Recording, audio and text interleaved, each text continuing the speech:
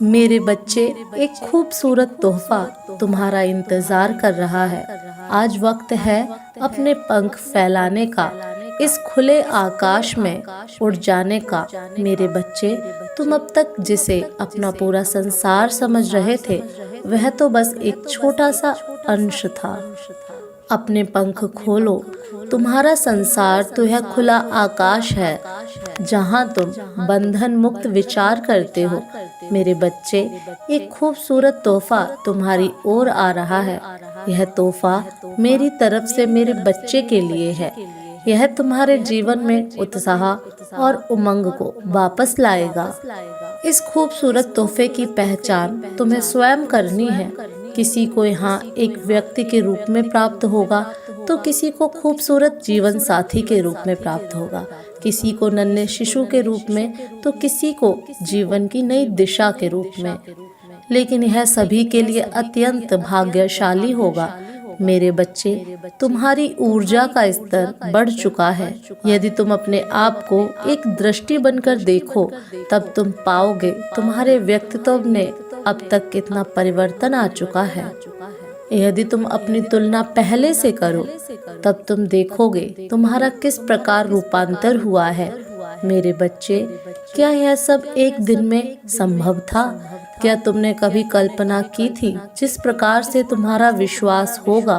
क्योंकि यह सब प्राकृतिक द्वारा पूर्व निर्धारित होता है। जिस प्रकार विद्युत धारा प्रवाह के लिए उसी तरह चयन किया जाता है जिस तार की क्षमता उस धार को प्रवाहित कर सके। सूक्ष्म क्षमता की धार में अधिक धारा प्रवाहित कर दी गई तो वह ध्वस्त हो जाएगी। ठीक इसी प्रकार व्यक्ति के शरीर में ऊर्जा का प्रभाव है। जैसे जैसे तुम्हारी क्षमता में विकास होता है, वैसे वैसे तुम्हारे शरीर की ऊर्जा बढ़ती है, जो लगातार अपने हृदय में आध्यात्मिक अग्नि को प्रज्वलित करती है।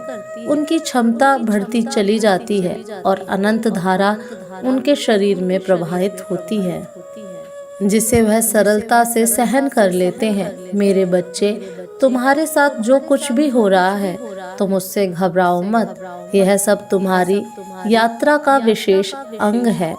एक पहाड़ पार करते ही तुम्हारे लिए दूसरा द्वार खुल जाएगा। तुम इतना स्मरण रखो, मैं सदा तुम्हारे साथ हूँ। तुम्हारा आहित कदापि नहीं होगा। जिस प्रकार भक्त अपनी ईश्वर को परीक्षा देता है, उसी प्रकार सच्चे भक्तों के लिए ईश्वर को भी परीक्षा देनी होती है। जब भी तुम्हें ऐसा लगे अब कुछ भी नहीं बचा, तो तुम मुझे पुकार लेना। तब तुम्हें ज्ञात होगा मैं सदा तुम्हारे साथ खड़ी थी। जो तोहफा मैंने तुम्हें भेजा है, उसके लिए खुद को तैयार करो, क्योंकि बहुत जल्द वह तुम्हें मिलने वाला है। चलो, थोड़ा मुस्कुराओ। तुम्हारी मुस्कान पूरे वातावरण को आनंदित करती है। मेरे बच्चे, यूं उदास होकर ना बैठा करो। एक बड़ी अच्छी कहावत है, जब एक द्वार बंद होता है, तब ईश्वर स्वयं तुम्हारे लिए एक नए द्वार खोल देते हैं।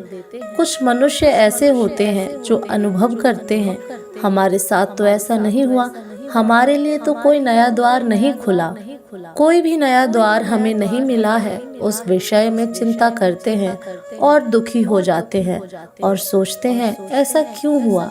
किंतु नया द्वार खुलता अवश्य है, किंतु जो पुराना बंद द्वार है, उसी के समक्ष दुखी होकर बैठ जाते हैं। कुछ इस प्रकार बैठ जाते हैं कि नए द्वार पर उनकी दृष्टि पड़ती ही नहीं है। मेरे बच्चे, बस यही कहना चाहती हूँ कि तुम्हारे जीवन के नए स्तर पर ले जाने के लिए मेरी शक्तियाँ तुम्हारी ओर बढ़ रही हैं।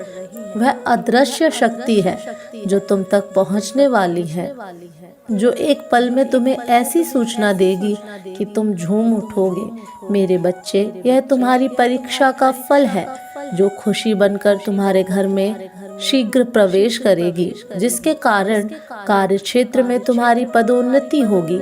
तुम्हारे आसपास के लोग तुमसे अत्यधिक प्रभावित होंगे। मेरे बच्चे, तुम्हारे माता पिता तुम पर गर्व करेंगे क्योंकि तुम उन्हें वह देने वाले हो जो किसी ने किसी को अब तक नहीं दिया। किसी भी व्यक्ति के जीवन में चमत्कार तब प्रारंभ होते हैं जब वह उनके होने की सबसे कम आस रखता है। तुम्हारे जीवन का वही निर्माण प्रारंभ होगा जब चारों तरफ से चमत्कार की वर्षा होगी। ज्ञान का प्रकाश तुम्हारे लिए नए द्वार खोलेगा, जहां तुम संसार को आध्यात्मिक ज्ञान के बीच खड़े होंगे और संसार में रहते हुए भी ईश्वर प्रेमी बनकर सब कुछ प्राप्त करोगे। मेरे बच्चे, बहुत जल्द तुम्हें ऐसी सूचना मिलेगी जो तुम्हारे घर को खुशियों से भर देगी। मेरे बच्चे, देखो यह दुनिया कितनी अच्छी है। एक ही समय में कोई अत्यधिक पीड़ा में होता है तो कोई अत्यधिक प्रसन्न। एक ही समय में किसी के घर में शिशु का जन्म होता है और उल्लास का माहौल होता है। वहीं उसी समय एक घर में किसी के घर देहांत हुआ होता है, जहां मातम है। दोनों घरों में घटी घटनाएं मैं देख रही हूँ, पर मुझे ना कोई प्रसन्नता है ना ही कोई दुख, क्योंकि जिसने जन्म लिया है वह अपनी एक नई यात्रा पर, जहाँ उसे कोई अध्याय जीवन रूप में सीखने हैं, और किसी की मृत्यु हुई है वह कई अध्याय सीखकर मेरे पास आ रहा है। यह चक्र तो तब तक चलता रहेगा जब तक वह आत्मा जीवन के 7 अध्याय पूर्ण से ग्रहण न कर ले। इसी प्रकार जब तुम्हारे जीवन में कोई लाभ होता है अथवा हानि होता है तो तुम्हें एक समान व्यवहार करना चाहिए। किसी भी स्थिति में अत्यधिक प्रसन्न या अत्यधिक दुखी नहीं होना चाहिए, क्योंकि दोनों ही तुम्हारे जीवन का महत्वपूर्ण अंग है। मेरे बच्चे, आज तुम दुखी हो सकते हो तो निश्चित ही कल तुम्हें इतनी ही मात्रा में खुशी भी मिलेगी। यदि आज तुम अत्यधिक प्रसन्न हो तो हो सकता है कल तुम्हें दुखी भी होना पड़े। इसलिए आज मैं तुम्हें एक गुप्त मंत्र दे रही हूँ। जीवन में परिस्थिति चाहे जो भी हो, सदैव ईश्वर का स्मरण हृदय से करते रहना। ऐसा करने से जीवन में सुख और दुख एक समान लगने लगते हैं। जब तुम्हें कोई बड़ी उपलब्धि हासिल हो तो उसे ईश्वर की सेवा समझकर ईश्वर के चरणों में समर्पित कर दो। ऐसा करने से तुम्हारे भीतर अहंकार का वास नहीं होगा। प्रत्येक दिन जो भी अच्छे कर्म करो उसे ईश्वर की सेवा समझो। इसी प्रकार जब तुमसे कोई गलती हो तो उसे भी ईश्वर के चरणों में समर्पित कर स्वीकार करो।